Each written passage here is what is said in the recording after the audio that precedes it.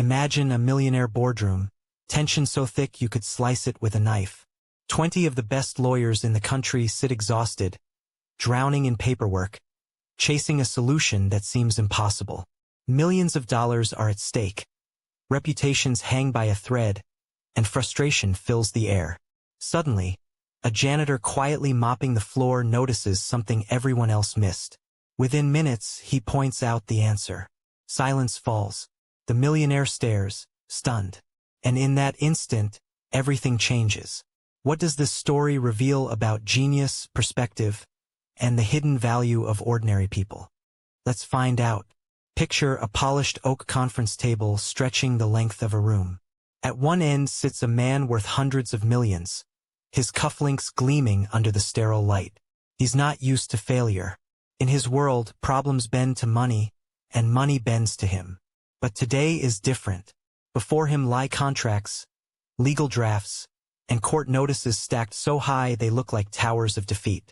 This wasn't just a business hiccup. It was a crisis that could unravel everything he'd built. A single overlooked clause, a tiny technical flaw, had locked him into an impossible corner.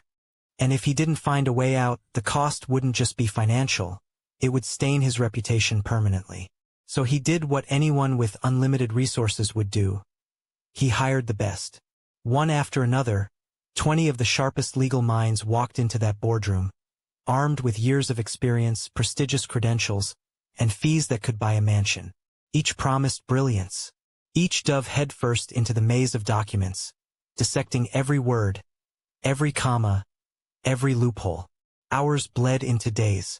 Coffee cups piled up. Sleepless eyes squinted at fine print under fluorescent lights.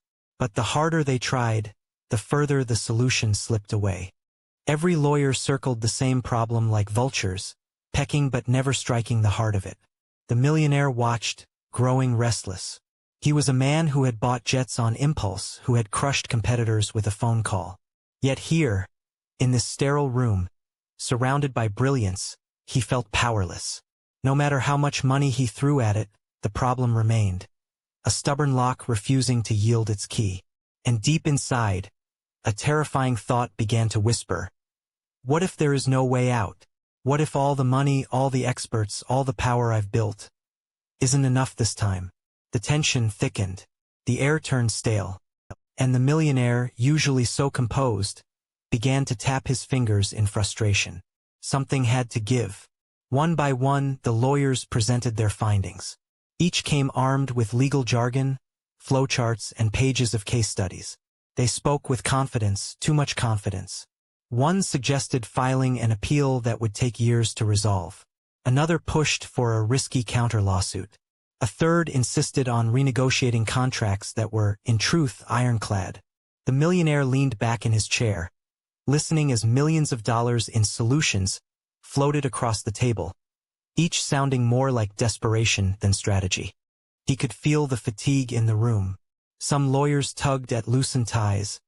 Others rubbed their temples as if sheer force could pull an answer from the paper. But the truth was clear. They were stuck. Their brilliance had become their cage. Each lawyer was so deep in their own expertise that they couldn't see beyond it. They weren't looking for the simple, they were chasing the complicated. And that was the irony. These were people trained to dissect complexity, to thrive in tangled systems of law and language.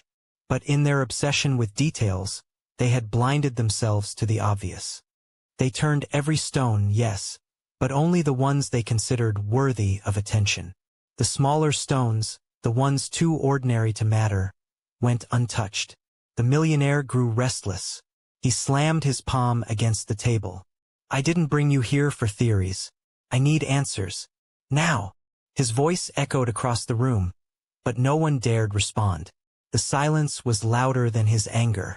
In that heavy stillness, an uncomfortable truth began to dawn on him. He was surrounded by 20 brilliant minds, yet not a single one could deliver. The clock was ticking.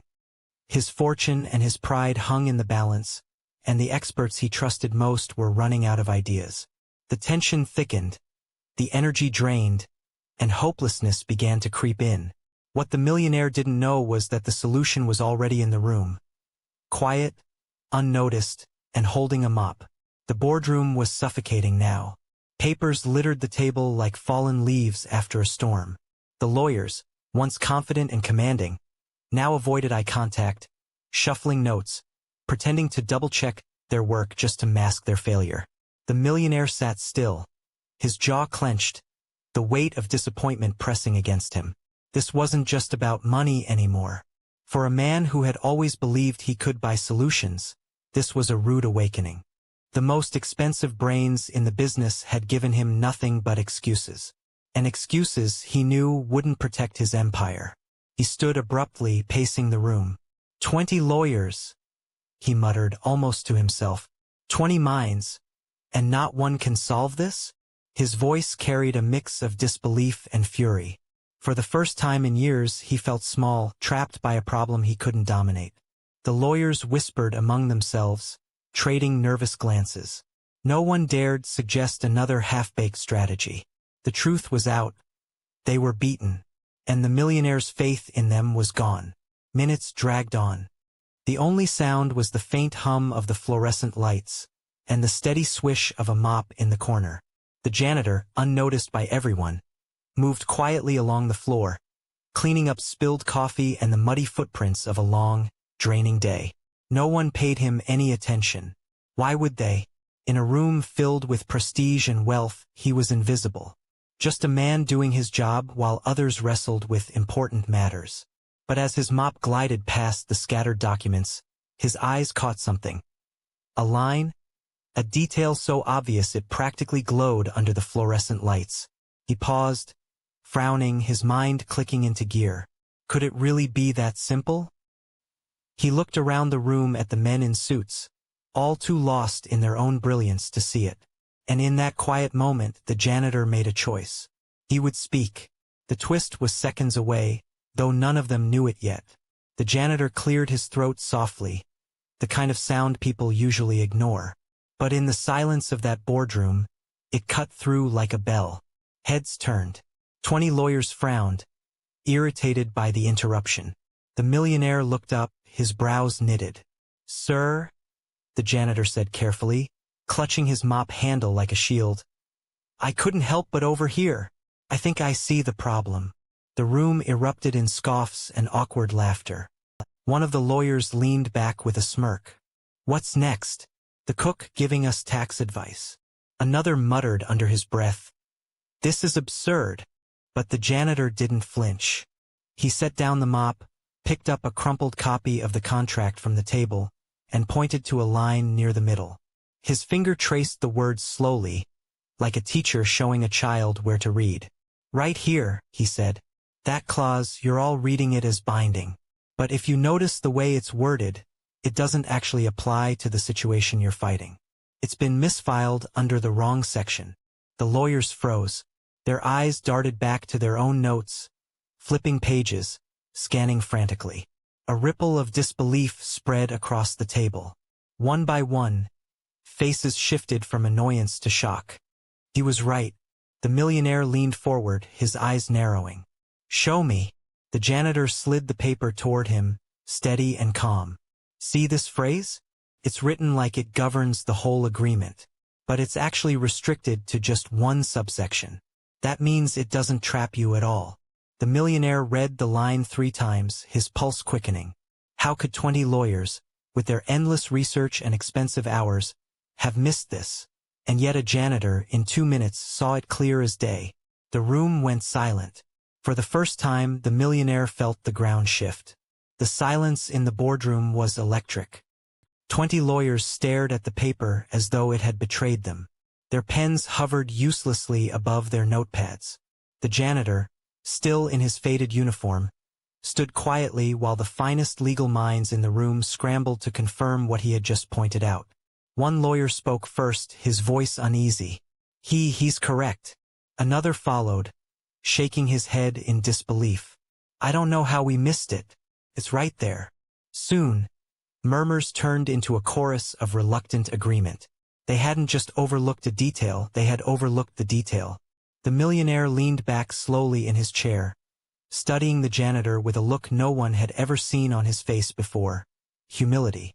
For a man who lived in a world where money solved everything, this was a reminder that brilliance doesn't always wear a suit. The janitor didn't bask in the attention. He simply shrugged, almost embarrassed, and said, "Sometimes when you're too close to something, you don't see it anymore.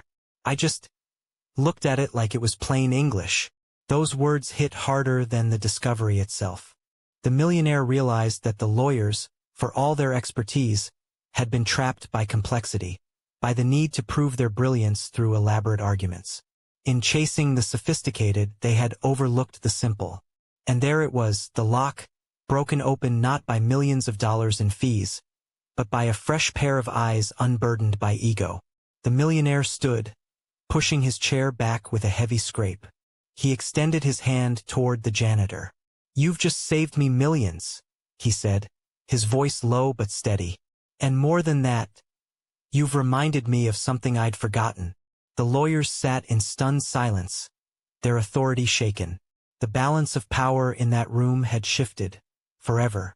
The tension in the boardroom dissolved into something else, something far more humbling.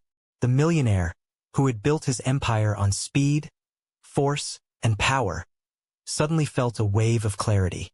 All the wealth, the prestige, the polished strategies, none of it had saved him. What saved him was the simplest truth, spoken by the most overlooked voice in the room. The janitor shifted awkwardly, clearly uncomfortable under the spotlight. "I didn't mean to overstep," he muttered. But the millionaire shook his head. "You didn't overstep. You stepped in where everyone else stepped around. That takes courage." He glanced at the lawyers, who now sat pale and humbled, their confidence cracked. They had billed him millions over the years, yet in this defining moment, they had missed what a janitor caught in 2 minutes. It wasn't just a legal victory. It was a reminder that wisdom doesn't always come packaged in credentials or fees. Sometimes it comes from the quiet observer no one bothers to ask. In the days that followed, the millionaire not only resolved his problem, he also changed how he ran his empire. Meetings that once included only executives now welcomed employees from every level. He began to ask, "What do you see?" Not just to his partners, but to his drivers, his assistants, even his cleaning staff. The janitor? He received more than just thanks. The millionaire offered him a promotion, a generous bonus, and something far more valuable: respect. From that day forward, he was no longer invisible. And the lesson spread beyond that boardroom. Stories like these remind us, brilliance isn't confined to titles. Fresh perspectives often come from those who see things differently, without the weight of overthinking. So the next time you're faced with an impossible problem, ask yourself, are you overcomplicating it? And more importantly, are you listening to the voices you usually ignore? The solution you're searching for might already be in the room.